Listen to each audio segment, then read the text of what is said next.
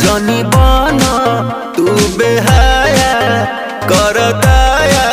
रो दिसाया मन पागल हो। अरे हटो ना कन बलिया उठल लिया अभी बाट नया नया